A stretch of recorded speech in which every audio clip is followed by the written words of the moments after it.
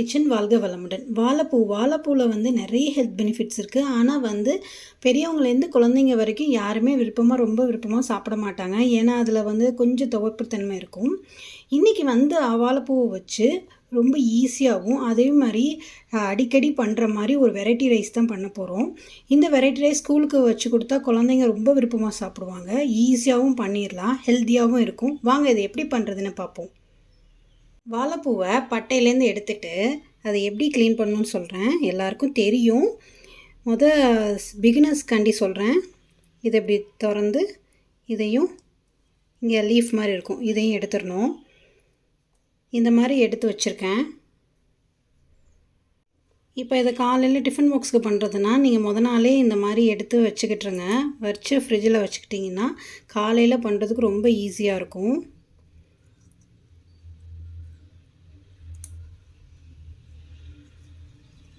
இப்போ வாழைப்பூவை க்ளீன் பண்ணி வச்சாச்சு. இது அப்படியே இருக்கட்டும். இப்போவே நறுக்கிற வேண்டாம். கரெக்டாக சட்டி வச்சு பண்ணும்போது நறுக்கிக்கலாம். ஏன்னா முன்னாடியே நறுக்குனா கருத்து போயிடும். என்ன தான் தயிர்த்துக்குள்ளே போட்டு நறுக்குனாலுமே லைட்டாக கருப்பு வந்துடும். நம்ம அப்போதைக்கு நறுக்கிக்கலாம். இப்போ இந்த சாதத்துக்கு ஒரு பொடியை அரைச்சிக்கலாம். 1/2 கப்பு கடலைப்பருப்பு சேர்த்துக்கலாம். இது நல்லா கொஞ்சம் வறுபடட்டும்.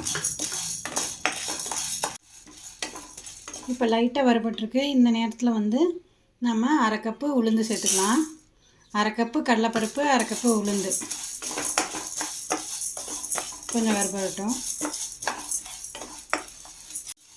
ஒரு 2 நிமிஷம் வறுத்தாச்சு. நல்லா ஃப்ளேவர் வர ஆரம்பிச்சிருச்சு. சிம்மில் வச்சு தான் வறுக்கணும். ஹையில் வச்சா கருத்து போயிடும்.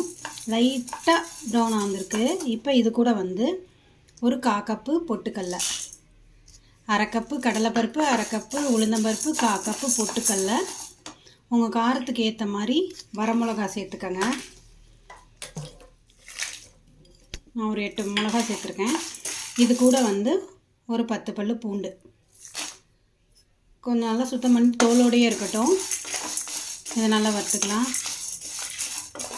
இப்போ இது கூட ஒரு 1/4 ஸ்பூனு பெருங்காயம், நல்லா ஃப்ளேவராக இருக்கும். இந்த மாதிரி வறுத்து பொடி பண்ணி வச்சுக்கிட்டா எல்லா வெரைட்டி ரைஸ்க்கும் ரொம்ப நல்லா டேஸ்ட்டாக இருக்கும். ஆனால் இதை வந்து சிம்மில் தான் வச்சு வறுக்கணும், ஹையில் வச்சு வறுத்துடக்கூடாது. இப்போ எல்லா ஐட்டமும் வந்து பொன்னிறமாக வறுபட்டுருச்சு. போதும். இப்போ ஆஃப் பண்ணிக்கலாம். ஆறணுன்னு அரைச்சிக்கலாம். இப்போ பாருங்கள், அந்த பொடியை அரைச்சிட்டேன். இது வந்து கொஞ்சம் கொரன்னு அரைச்சிக்கணும்.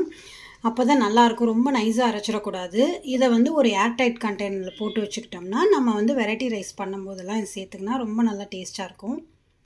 ஒரு கடாயில் 2 டேபிள் ஸ்பூன் எண்ணெய் ஊற்றிருக்கேன். இதில் வந்து கடலைப்பருப்பு, உளுந்தம்பருப்பு, வரமிளகா இது கொஞ்சம் சிவக்கட்டும்.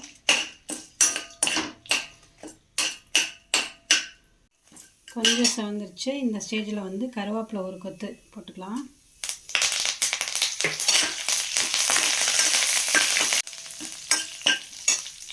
இப்போது ஒரு பெரிய வெங்காயம் சேர்த்துக்கலாம்.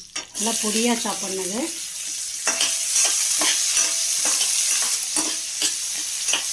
இது கூட ஒரு பச்சை மிளகாய்,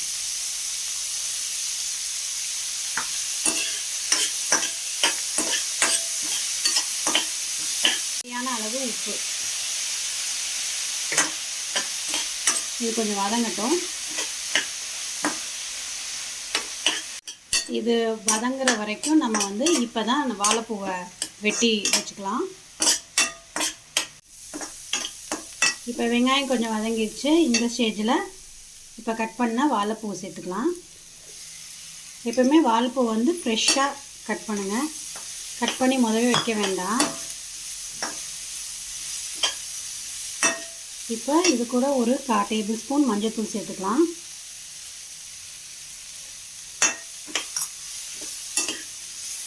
வேறு எந்த காரமும் சேர்க்க வேண்டாம், நம்ம தான் பொடி சேர்க்க போகிறோம். ஸோ அதனால் இது கொஞ்சம் வதங்கட்டும். உப்பு நம்ம அப்போவே சேர்த்துட்டோம் வெங்காயம் போட்டோன்னே. மீடியம் ஃப்ளேமில் வச்சு இது கொஞ்சம் வதங்கட்டும். இப்போ பாருங்கள், வாழைப்பூ நல்லா வெந்துருச்சு. இதில் தண்ணி எதுவும் சேர்க்க வேண்டாம். நம்ம நறுக்கும் போது தயிரிலையோ தண்ணியிலையோ நறுக்கி போடுவோம்ல, அந்த தண்ணியே இது புழிஞ்சிட்டு போட்டாலே போதும். வேறு தண்ணி எதுவும் சேர்க்க வேண்டாம். நல்லா வெந்துடும். இப்போ இதோட வந்து வடித்து ஆற வச்ச சாதத்தை சேர்த்துக்கலாம். இந்த மாதிரி உதிரியாக இருக்கணும், அப்போ தான் நல்லாயிருக்கும். இது கூட நம்ம அரைச்சி வச்ச பொடி சேர்த்துக்கலாம். ஒரு 3 டேபிள் ஸ்பூன் இருக்கும், அது சேர்த்துக்கலாம். அது கூட ஒரு 10 முந்திரி பருப்பு. இது ஆப்ஷனல் தான், ஒரு டேஸ்ட்டுக்காண்டி சேர்க்குறேன். எல்லாத்தையும் நல்லா மிக்ஸ் பண்ணி விட்டுறலாம்.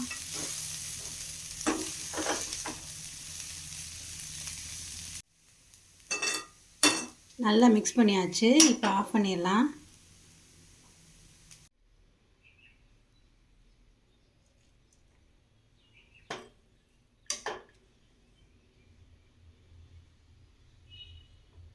நம்மளோட வாழைப்பூ சாதம் வந்து ரெடி ஆயிடுச்சு.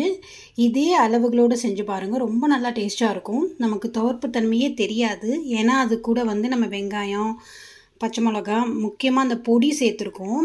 டேஸ்ட்டுக்கு முந்திய பருப்பும் சேர்த்துருக்கோம். ஸோ அதனால் நமக்கு துவர்ப்பு தெரியாது. குழந்தைங்களுக்கு வந்து இது வாழைப்பூ போட்டேன்னு சொன்னால் தான் தெரியும், இல்லாட்டி தெரியாது. ரொம்ப நல்லா டேஸ்ட்டாக இருக்கும். மறுபடியும் கேட்டு வாங்கி சாப்பிடுவாங்க. இதே அளவுகளோடு ட்ரை பண்ணி பாருங்கள். நாளைக்கு வேறு ஒரு இன்ட்ரெஸ்டிங் ரெசிபிஸோடு சந்திக்கிறேன். வாழ்க வளமுடன்.